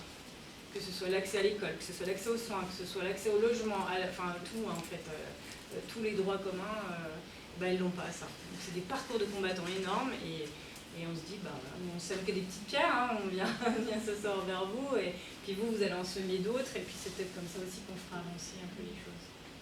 Et une chose qui est sûre, c'est qu'en fait, ce sur quoi ils sont en train de travailler, donc déjà c'est génétique, c'est quelque chose de génétique, donc il y a forcément, quand dans une famille il y a une personne autiste, il y a de fortes chances qu'il y ait d'autres personnes autistes dans la même famille, un autisme plus ou moins sévère, et donc voilà. Et ensuite, ils font aussi des recherches parce qu'ils pensent que tout ce qui est le déclencheur également serait tout l'environnement, pesticides, tous ces produits-là qui déclenchent. Donc le terrain génétique est là et il suffit qu'il y ait ce genre de produit en plus pour que ça rajoute les choses. Ensuite, quand on pense, par exemple, avant, ils pensaient qu'il y avait 4 garçons pour une fille autiste. Maintenant, ils se rendent compte que l'autisme féminin est beaucoup plus présent que ce qu'ils pensaient. Tout ça, ça augmente les chiffres. Et donc voilà. Et puis, les personnes sont juste mises pour l'instant sous d'autres catégories ou dans d'autres cases en fait par les médecins. Ce qui fait que les personnes autistes très sévères, elles sont aussi en hôpital psychiatrique. Et Ouais, ça, c'est c'est juste sûr. une catastrophe. Mais parce que on a mis le terme, il faut qu'on sorte aussi notre pays de l'image de maladies psychiatriques, de la psychanalyse, on n'en parle pas parce que ça fait longtemps que ça a été enlevé par la Haute Autorité de la Santé, mais c'est encore quand même présent à certains endroits. Et vraiment, il faut réussir à sortir de ça sur le fait que ce n'est ni une maladie mentale, ni psychiatrique. Et on a encore ces, voilà, pas les fantômes, mais en tout cas... Et je pense que le monde moderne dans lequel on vit, qui est quand même un monde hyper bruyant, hyper connecté, hyper, il est certainement plus difficile à vivre qu'il y a 50 ans où c'était peut-être plus calme, et où je pense qu'il y avait moins d'hyperstimulation de tout ordre, qui faisait que peut-être que les gens qui n'étaient pas dans les grades 2 ou 3, mais en 1, bah, ils le vivaient plutôt bien. Tout à fait, c'est exactement Et là aujourd'hui ça. c'est peut-être plus compliqué, j'aimais bien votre image, c'est la société qui n'est pas adaptée à vous, je pense que la société dans laquelle on est, elle est peut-être encore plus compliquée. Oui, c'est vrai.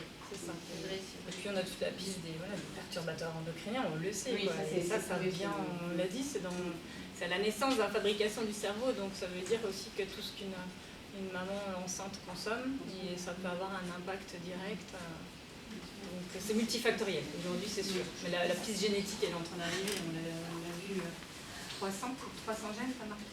Plus de 200 gènes. 200 gènes. Et en fait, ce qu'il faut se dire, c'est que l'autisme a toujours existé. Toujours. Par exemple, il y a eu des paléontologues qui sont en train de faire des recherches parce que, d'après leurs études, les fresques qu'on retrouve dans les grottes, etc., pour eux, seraient à l'origine déjà peints par des personnes autistes de l'époque, préhistoriques autistes, parce qu'il y a tellement de détails, etc. Et comme c'est une des compétences de l'autisme, la vision en détail, et voilà, ils pensent que déjà ça existait déjà. Sauf que, comme vous le dites, avant, être autiste, c'est-à-dire on vit à une autre vitesse, c'était peut-être pas, on n'avait peut-être pas besoin d'être aussi performant qu'on l'est maintenant, tant qu'il n'y avait pas de déficience intellectuelle en plus, etc. On pouvait être autiste et vivre notre vie dans notre petit coin, etc. Maintenant, avec toute la productivité, la consommation, le monde dans lequel on vit, un monde de concurrence qui est vraiment pas un monde adapté aux autistes, parce que c'est vrai que nous, on est un peu, comment vous dites, le monde des bisounours. On est un peu dans un monde de bisounours. On ne travaillera pas pour gagner de l'argent, on travaille parce que ça nous plaît. Bon, des fois, il faut bien manger quand même, mais en général, ça ne sera pas le premier moteur. C'est vraiment, on se basera sur d'autres valeurs, d'autres manières de voir le monde, etc. Qui, plus ça va, moins c'est compatible avec ce qu'il y a maintenant. Et la concurrence et tout. Et c'est comme ça qu'on se retrouve avec des personnes qui font des burn-out à 40-50 ans, en se demandant pourquoi ils sont là, quel est le sens de leur vie, et toutes les questions existentielles que se pose une personne autiste, parce que pour elle, c'est ça qui compte pour avancer. Et d'ailleurs, quel que soit l'âge, les personnes qui arrivent dans notre association, une fois guidées vers le diagnostic, elles disent toutes « enfin ». Je sais pourquoi j'ai autant souffert avant et pourquoi je suis comme ça. Donc c'est pas une vision aussi, nous on aime beaucoup la définition de l'autisme, c'est une autre façon d'être au monde et de percevoir le monde, plutôt que trouble. Trouble c'est le monde médical qui utilise ce terme-là. Et il y a énormément de compétences aussi à partager et voilà, il y a aussi, c'est important aussi de s'appuyer là-dessus. Je peux rajouter beaucoup sur la... Déjà merci. Par rapport au burn-out, sur la fatigabilité. Oui. Notamment l'autisme féminin et tous les symptômes de masquage. C'est vrai. Il faut apprendre tous les codes de la société qui sont pas innés. Se suradapter en permanence, qui fait que ça passe complètement à côté du diagnostic et de fatigabilité. C'est ça. C'est vrai qu'on l'a pas si mis, peut-être on le rajoutera et c'est très important, mais pour tous les troubles du neurodéveloppement. Les personnes dissocient, elles fatiguent très très vite, parce que le cerveau il doit s'adapter en fait en permanence. Et effectivement, c'est ça qui fait que des fois, il suffit de... d'avoir aussi cette reconnaissance permet d'avoir une RQTH, des fois juste pour travailler un peu moins et pouvoir travailler. Et il y a des personnes autistes dans tous les métiers, dans toutes les professions. Donc voilà, et ça n'empêche pas de faire son métier. Par contre, c'est bien que l'entourage fasse attention aux besoins en fait, des personnes, c'est surtout ça. On peut être en entreprise, moi je connais des médecins autistes, des avocats, enfin, il y en a bien sûr, c'est pas incompatible à partir du moment où la personne elle souffre pas en fait dans le monde dans lequel elle est, dans lequel elle travaille.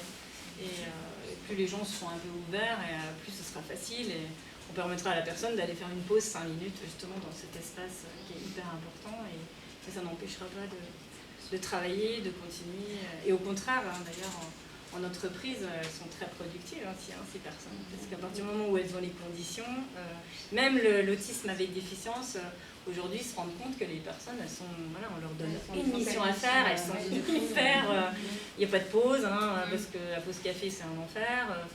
Et en fait, elles peuvent travailler aussi comme les autres. Donc, il faut sortir aussi de cette l'image, comme vous disiez, handicap ou pas tous, ou non, non, nous, on n'est pas là-dedans. Donc, voilà. Moi, je voulais juste savoir sur quoi se base le test qui permet de diagnostiquer, le diagnostic. Oui, alors il y a des neuropsychologues dans toutes les équipes, que ce soit au Centre Ressources Autisme de Besançon, qui aujourd'hui vont plutôt être en 3e ligne, c'est-à-dire pour les cas d'autisme complexe avec des troubles associés, parce qu'en fait, il va bien falloir à un moment donné. En 2e ligne, on a tous les CAMS, les CMP, les personnes en libéral, comme on vous disait. Donc eux, ils passent plusieurs... on fait un webinaire en ligne, là où mardi à 18h, si jamais vous voulez nous suivre. Et il y a Justine Alvarez avec qui on travaille, qui explique en fait comment elle fait passer des bilans.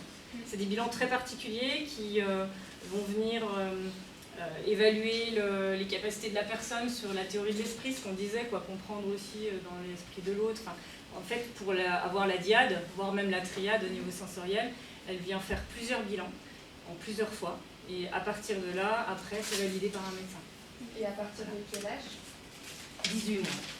Vous avez le 2 ou 3 ans, vous ne pouvez pas diagnostiquer. 18 mois, oui, mais en France, oui, en France, on va dire à 3 ans, pas avant 3 ans, c'est faux.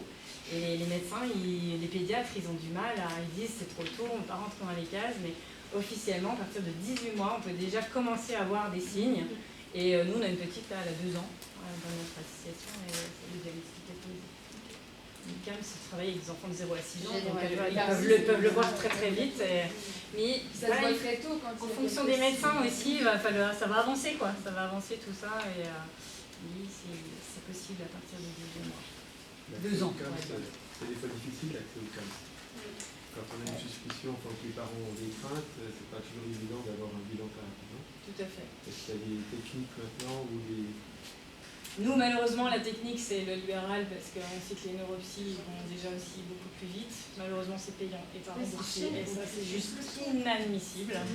Parce que dans les textes, voilà, on a un super beau schéma national là, sur les TND qui préconise absolument les diagnostics précoces.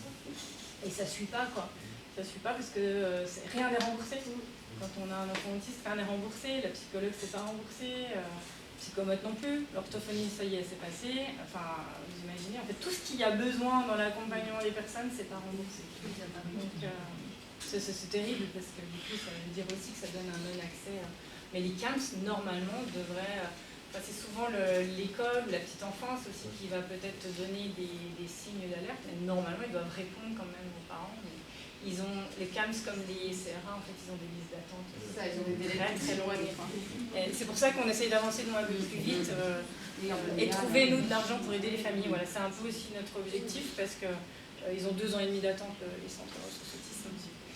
Et on ne peut pas attendre quand on a un enfant de 2 ans et demi. Quoi. Enfin, quand on est adulte, déjà installé, on se dit, bon, ok, je peux attendre encore 2 ans, mais avec un petit bout, c'est pas possible. Quoi. Enfin, plus tôt on le sait, mieux on peut accompagner la personne. Oui, parce que surtout qu'un enfant, plus tôt il sera pris en charge, moins il y aura d'autisme sévère en verbal, puisqu'il y aura eu un travail avec lui, puisqu'il y a ce qu'on appelle la plasticité cérébrale, etc. Et plus vite ce travail est fait, plus vite les bases sont posées, plus vite il est pris en charge, plus vite il a de chances d'évoluer dans le milieu ordinaire plutôt que d'arriver dans une institution où il régressera encore plus. Donc c'est vraiment important. En fait, c'est ça le problème, c'est que les personnes qu'on trouve dans les asiles ou dans les institutions maintenant, ce sont des personnes qui auraient peut-être eu une chance d'être différents, de pouvoir atteindre le langage, ou même s'il n'y a pas le langage, pas le langage verbal, mais un langage par picto, etc., un langage alternatif, mais ils n'ont pas été pris en charge assez tôt. Au moins de pouvoir dire ses besoins de base, quoi, primaires, quoi, parce que ne pas pouvoir diriger, va pouvoir diriger mal, on irait tous se taper la tête sur un mur en fait, quoi.